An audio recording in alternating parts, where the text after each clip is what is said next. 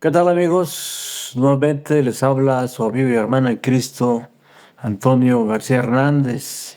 Como siempre en este su canal, Estudiando el Verbo. Con mucha alegría iniciamos una escuela sabática más. Su presencia y participación hacen toda la diferencia para hacer viva la mayor escuela del mundo. Un momento donde disfrutamos juntos, número uno, el estudio de la Biblia y la oración. Número 2, del compañerismo. Número 3, las maneras de cumplir la misión de salvar personas para el reino de Dios. Sean ustedes todos y cada uno de ustedes bienvenidos. Vamos en esta hora al repaso de la lección número 5 para el 2 de noviembre del año 2024, titulada El testimonio de los samaritanos. Recordemos que estamos estudiando el libro del Evangelio de Juan. Y en esta semana estudiamos en el Evangelio de Juan el encuentro entre Jesús y la mujer samaritana junto al pozo. Entre los judíos y samaritanos existía una división que se había acentuado a lo largo de los siglos. Los judíos evitaban Samaria tanto como podían. Aunque el comercio parece haber continuado, otras alteraciones eran un tabú. Los judíos no pedían prestado a los samaritanos, ni siquiera recibían un favor de ellos. Por eso el encuentro de Jesús con esta mujer nos mostró cómo Él fue capaz de romper los prejuicios y alcanzar con el Evangelio aún aquellos que parecían estar más allá de la gracia divina.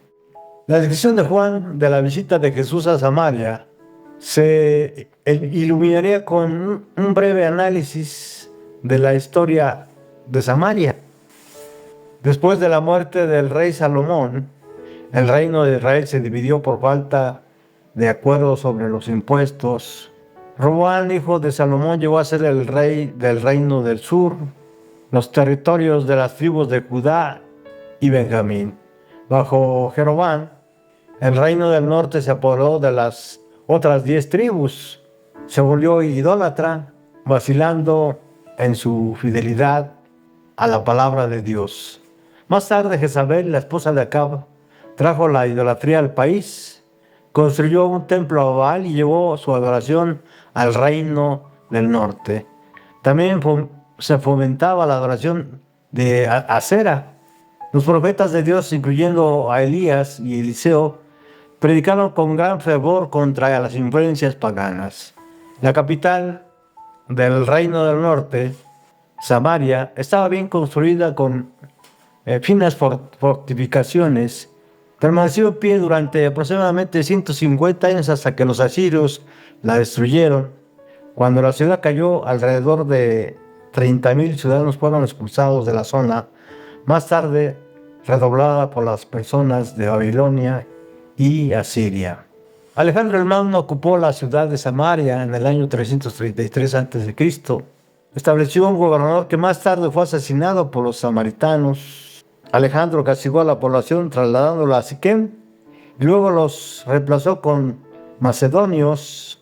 Nótese de nuevo que la población original fue desplazada a gran medida y la ciudad rehabilitada por poblaciones extrañas al linaje de Abraham. Durante la época de Esdras y Nehemías, muchos judíos pudieron regresar a Jerusalén.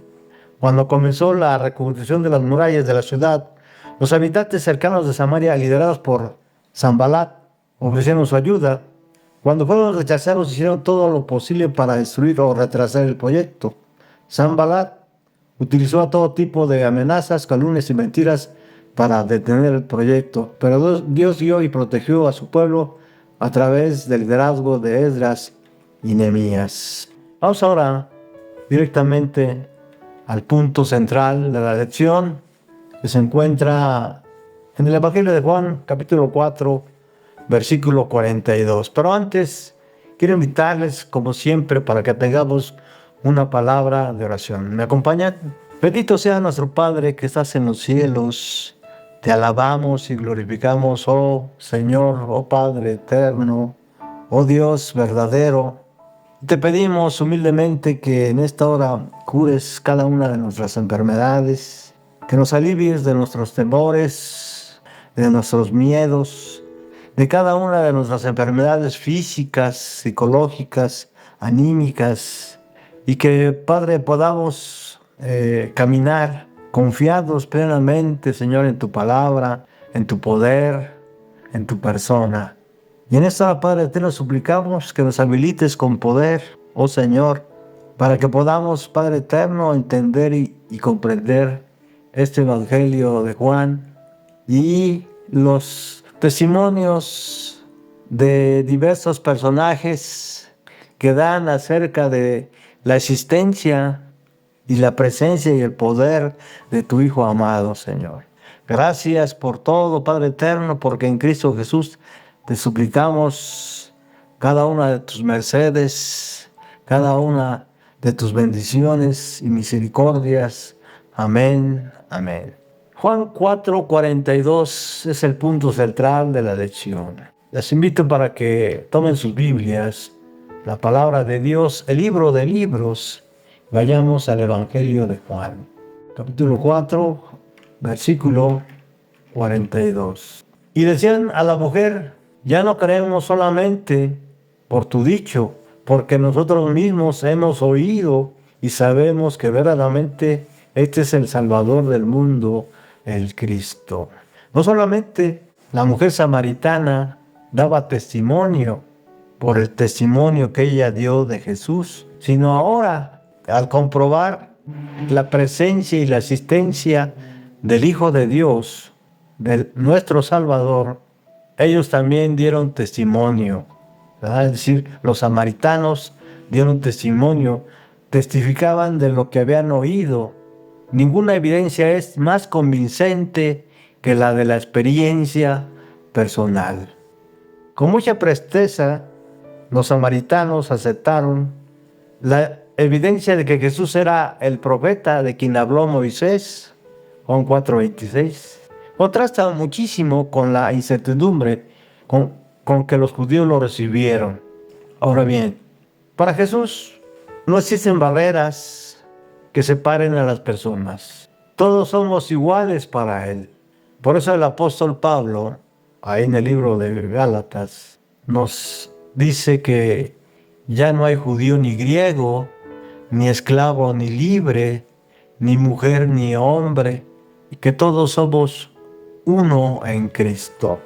Mientras vivió entre nosotros, tuvo que enfrentarse a las barreras existentes y quebrantarlas. ¿Cómo lo hizo? ¿Cómo llevó la salvación a aquellos a los que nadie estaba dispuesto a ofrecérsela? Había una distancia entre Judea y Galilea, y en la parte de en medio se encontraba Samaria. Muchas veces los que querían trasladarse de Judea a Galilea tendrían que rodear por Perea, ¿verdad?, para no verse con los samaritanos. Y en esta hora vamos a repasar, vamos a estudiar algunos aspectos importantes de esta lección del testimonio de los samaritanos. Número 1, judíos y samaritanos. Vamos a ver, aunque ya dimos una parte introductiva de la historia de los samaritanos, vamos a ver ahí en Juan 4, del 1 al 7, la historia de los samaritanos. Vamos a ver también, dentro de este grupo de judíos samaritanos, la mujer samaritana y el judío sediento, ahí en Juan 4, del 7 al 14. Y número 2, vamos a ver, los samaritanos aceptan al Salvador, a Jesús, a nuestro Señor. Y dentro de este aspecto, o este punto importante, ¿verdad?, vamos a ver algunas palabras que pronunció Jesús, como la sed del agua viva, y vamos a ver descubriendo al Salvador y proclamando al Salvador. Así que vamos a iniciar rápidamente con el primer punto. judíos y samaritanos. En este punto vamos a ver la historia de los samaritanos. ¿Quiénes eran los samaritanos? Si retrocedemos al año 956 a.C., 10 de las 12 tribus de Israel se rebelan contra Roboam. ¿Quién era Roboam? Hijo de Salomón. Este fundó el reino del norte, es decir, dividió al pueblo de Dios en un reino, el reino del norte, llamado Israel. Hay Primera de Reyes 12:1. Vamos rápidamente, Primera de Reyes 12:1. Primera de Reyes. Recuerden que este es un estudio bíblico. Primera de Reyes 12:1. Dice, Roboam fue a Siquem porque todo Israel había venido a Siquem para hacerle rey. Vamos al versículo 16 y 17. Cuando todo el pueblo vio que el rey no les había oído, le respondió estas palabras diciendo, ¿qué parte tenemos nosotros con David? No tenemos heredad en el hijo de Isaí. Israel, a tus tiendas, provee ahora en tu casa. Reinó Roboam sobre los hijos de Israel que moraban en las ciudades de Judá. Esta frase, los hijos de Israel, parece tener un doble significado. En primer lugar, indica que el territorio de Judá había los que no eran miembros de esa tribu. Además de Benjamín asociado con Judá, muchos sacerdotes y levitas y gente de todas las tribus de Israel abandonaron más tarde el norte y se unieron con Judá y Jerusalén. En segundo lugar, aunque Israel de allí en adelante significará principalmente el reino del norte en contraposición con Judá, la frase hijos de Israel quizá tenía el propósito de que recordara el lector que también había en Judá verdaderos hijos de Israel y que el reino del norte no era dueño exclusivo de ese honroso título. En el año 875 a.C., un poco más adelante de que se dividiera el pueblo de Dios en el reino del norte y el reino del sur, Omri trasladaba a Samaria, la capital de Israel, Primera de Reyes 23 y 24. En el año 732 a.C., Tiglat-Pileser III deporta parte de la población y pone como rey títere de Israel a Oseas, Segunda de Reyes 15, 29 al 30. Ya para el año 722 a.C., Salomón II conquista definitivamente Samaria y deporta a gran parte de su población, de acuerdo a lo que dice Segunda de Reyes 17:6. Para el año más o menos 721 a.C., repueblan Samaria con deportados de otros países, Segunda de Reyes 17:24. Más o menos también en el año 720 llevan a Samaria a algunos sacerdotes que no eran levitas para que explicasen la religión a los nuevos habitantes, Segunda de Reyes 17:27. Más tarde, en el año 557 a.C., los samaritanos ofrecen taimadamente su ayuda para reconstruir el templo de Jerusalén, pero son rechazados de acuerdo a lo que está escrito ahí en Esdras 4, del 1 al 3. Vamos a leerlo. Esdras 4, del 1 al 3. Oyendo los enemigos de Judá y de Benjamín que los venidos de la cautividad edificaban el templo de Jehová de Dios de Israel, vinieron a Zorobabel y a los jefes de casas paternas y les dijeron, edificaremos con vosotros porque como vosotros buscamos a vuestro Dios y a él ofrecemos sacrificios desde los días de Esar-Hadón, rey de Asiria, que nos hizo venir aquí. Zorobabel, Yeshua y los demás jefes de las casas paternas de Israel dijeron, no nos conviene edificar con vosotros casa a nuestro Dios, sino que nosotros solos la edificaremos a Jehová, Dios de Israel, como nos mandó el rey Ciro, rey de Persia. ¿Qué vemos aquí? Vemos el rechazo de los judíos del reino del sur hacia los samaritanos. Ahora, de la triste experiencia ¿Por qué no les convenía edificar con los samaritanos el templo nuevamente a los judíos? Porque habían aprendido del exilio babilónico.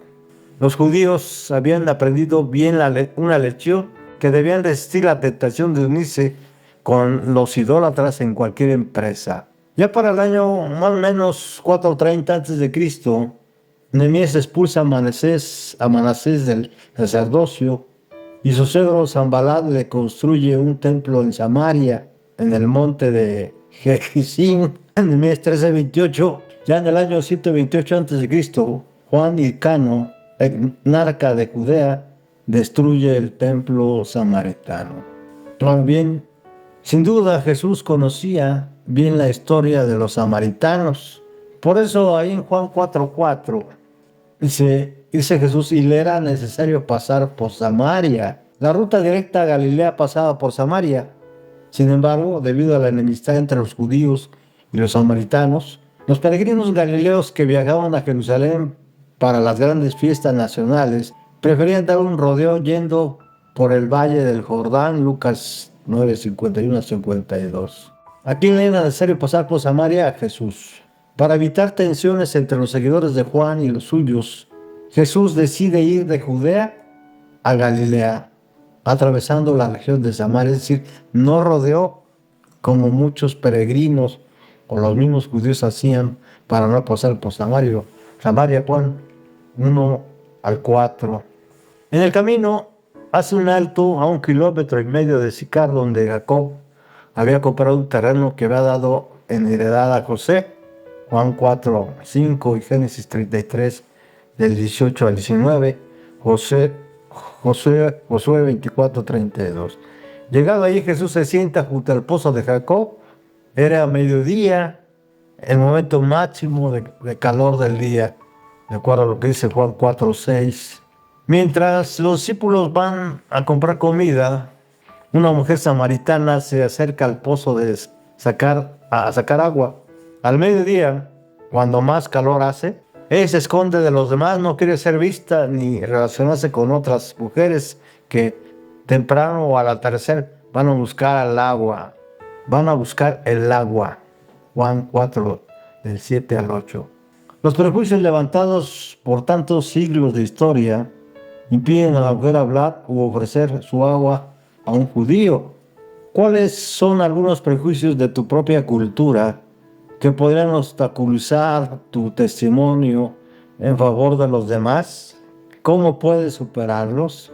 Sin duda Jesús encontró una forma muy especial de poder hacer a un lado los prejuicios que había en ese tiempo hacia los samaritanos, para poder llevarle el evangelio a esas personas que lo necesitaban, las buenas nuevas de salvación. Y tiene un encuentro con la mujer samaritana y Jesús le pide de tomar. Quiero invitarles para que vayamos a Juan 4:9, Evangelio de Juan 4:9, que dice: la mujer samaritana le dijo, ¿cómo tú, siendo judío, me pides a mí de beber, que soy mujer samaritana? El odio racial mantenía tan alejados a los judíos y a los samaritanos que ambos procuraban no tener ningún contacto social.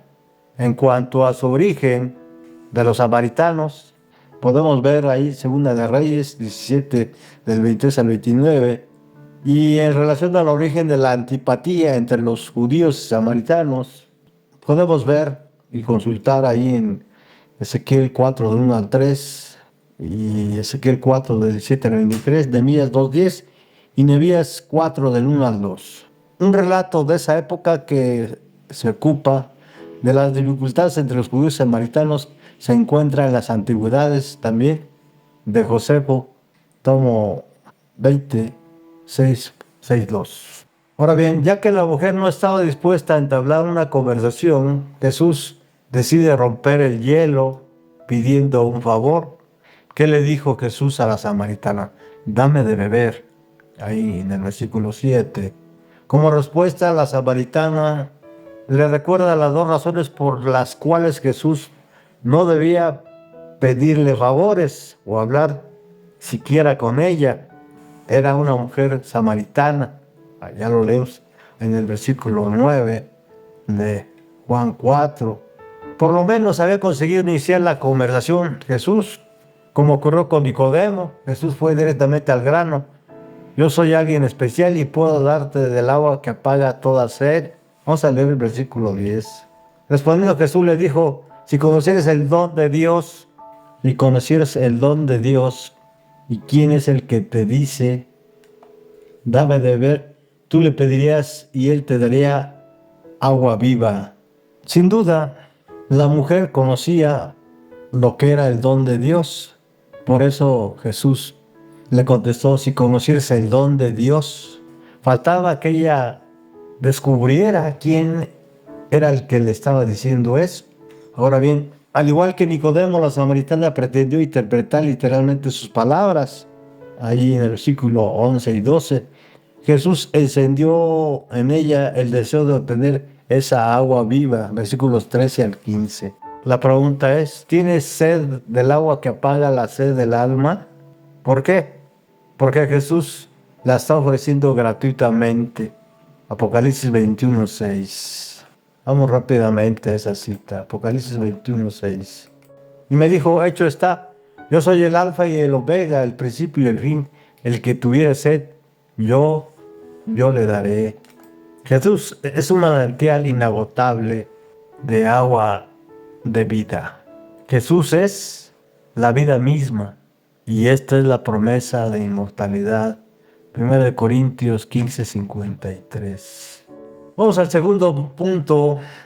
Los samaritanos aceptan al Salvador. Es interesante esta afirmación. ¿Por qué?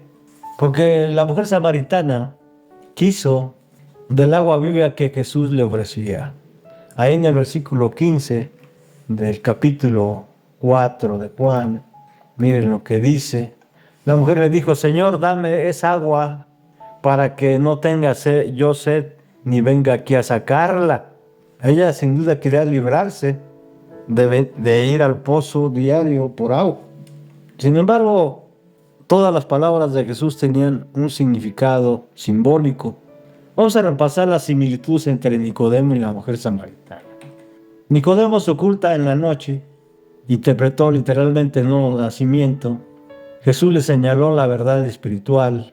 La samaritana se oculta en el mediodía, interpretó literalmente el agua de vida.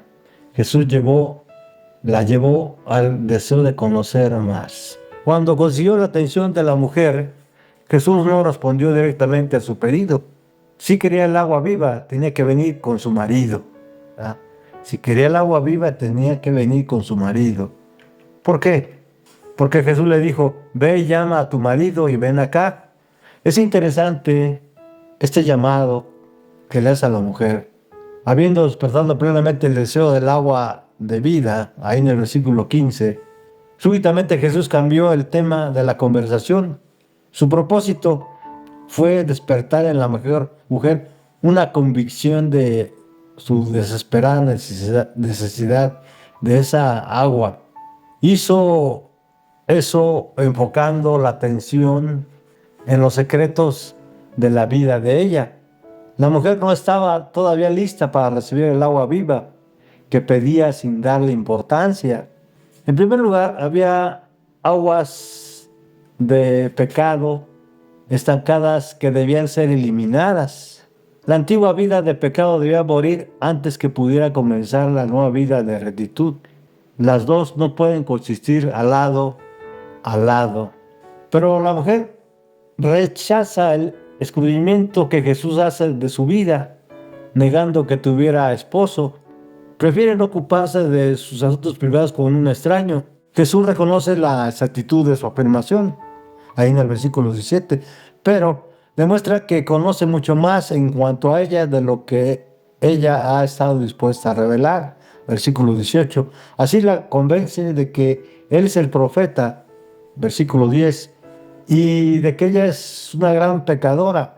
Hábilmente alude la estocada más directa, desviando la conversación acerca de ella, para ocuparse de nuevo de Jesús. Versículo 19. Y para tratar después de la religión en general. versículo 20, como toda la alma cuyo error o pecado queda manifiesto, trata de escapar. Tratar de desviar la conversación de una verdad deseable a temas religiosos, discutibles o baladíes, demuestra que existe la convicción de que será necesario un cambio de conceptos y de vida. Se realizan desesperados esfuerzos para evadir la verdad, para buscar pretextos a fin de ignorarla o rechazarla. Sin embargo, lo que se necesita no es aclarar los puntos suscitados para un debate. Jesús no perdió tiempo en realizar su condición de profeta o donde debía rendirse culto. Más bien, con sencillez llamó la atención de la mujer hacia el espíritu del verdadero culto y hacia sí mismo como el Cristo. Estos son los mismos puntos que deben ocuparse los hombres hoy para que lleguen a una decisión. En ese momento que Jesús le habla acerca de su vida privada, de repente todos sus pecados pasaron por su mente. ¿Cómo reaccionas cuando Dios te confronta con tu pecado?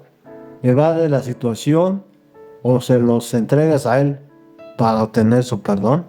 Sin duda, poco a poco fue descubriendo al Salvador. Vamos al versículo 26, 25 y 26 de Juan 4. Le dijo la mujer: sé que ha de venir el Mesías, el llamado el Cristo. Cuando Él venga nos declarará todas las cosas. Jesús le dijo: yo soy el que habla contigo. El camino había sido completamente preparado por Jesús para esta asombrosa revelación que hizo que terminara súbitamente la conversación. ¿Acaso Jesús no había revelado un conocimiento sobrenatural de la vida de ella? Ahí en el versículo 17 al 19. Y ella no lo había reconocido como profeta. La primera reacción fue la negación. Cuando Jesús le habla de su vida privada a la samaritana, ahí en el versículo 17. Pero Jesús le mostró que conocía su vida íntima. Ante eso la mujer lo reconoció como profeta, versículos 17 al 19. Por segunda vez la mujer intentó eludir toda referencia a su pecado, llevando a Jesús a una disputa teológica acerca si se debían adorar en el templo de Jerusalén o sobre las ruinas del templo del monte de Gerizim, Juan 4:20. Pacientemente Jesús respondió su pregunta y la llevó a decidirse a ser una verdadera adoradora de Dios. ¿Cómo es eso? Vayamos al versículo 21 al 24. Jesús le dice en el versículo 21, mujer, créeme que la hora viene cuando ni en este monte ni en Jerusalén adoraréis al Padre. Vosotros adoráis lo que no sabéis, nosotros adoramos lo que sabemos porque la salvación viene de los judíos. Mas la hora viene y ahora es cuando los verdaderos adoradores adorarán al Padre en espíritu y en verdad, porque también el Padre tales adoradores busca que lo adoren. Dios es espíritu y los que le adoren, o los que le adoran en espíritu y en verdad, es necesario que adoren. Ahora la samaritana solicitó a Jesús una aclaración que expresaba sus pensamientos. ¿Era él un profeta o el Mesías esperado? Ahí en el versículo 25.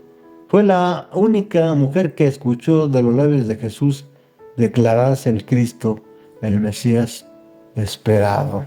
¿Cómo descubriste a Cristo y lo aceptaste como tu Salvador? Vamos al último punto de la lección, que se encuentra ahí en el versículo 29 de Juan 4. Venid, ved a un hombre que me ha dicho cuanto he hecho. ¿No será este el Cristo? Lo que decía la mujer era algo exagerado. Indudablemente razonaba que si Jesús conocía los profundos y tenebrosos secretos de su vida, ninguna cosa podía ocultarse de él.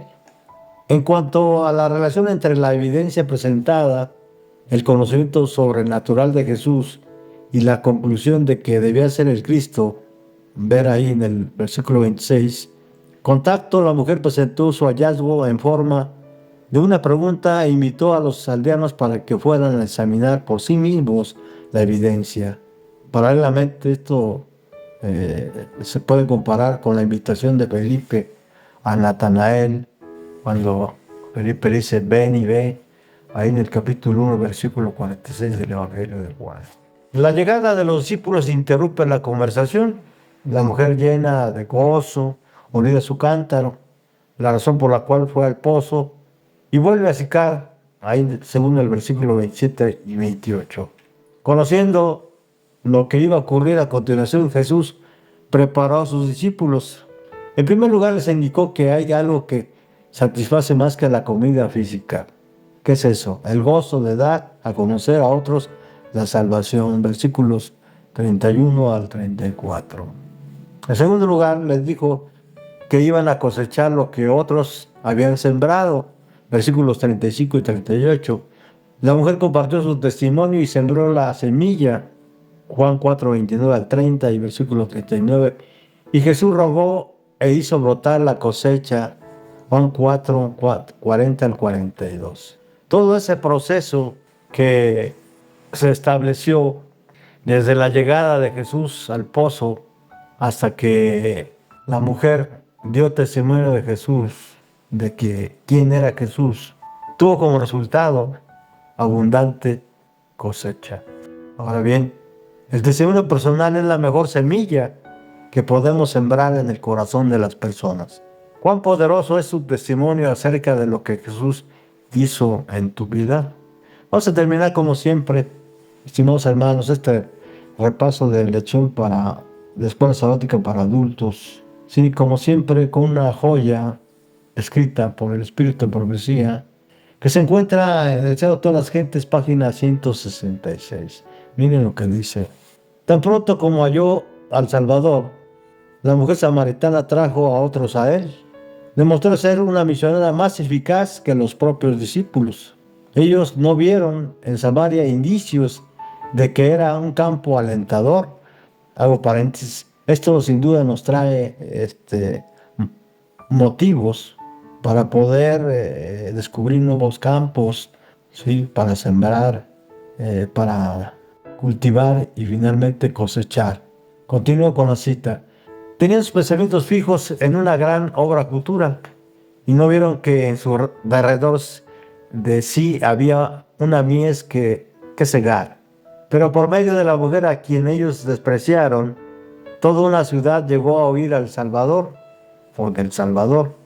Ella llevó enseguida a la luz a sus compatriotas.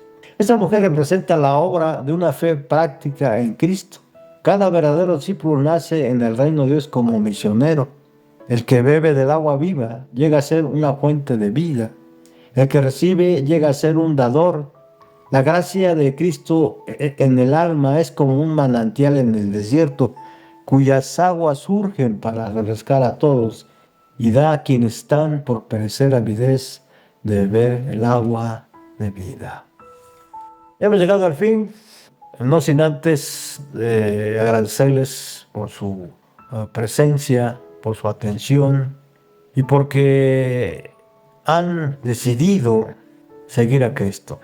Quiero agradecerles a todos aquellos que nos están favoreciendo con la manita arriba, con suscribirse, que sin duda, estoy seguro, van a traer bendiciones, no solamente para su vida, sino para también a los que le rodean. Muchas gracias y hasta pronto.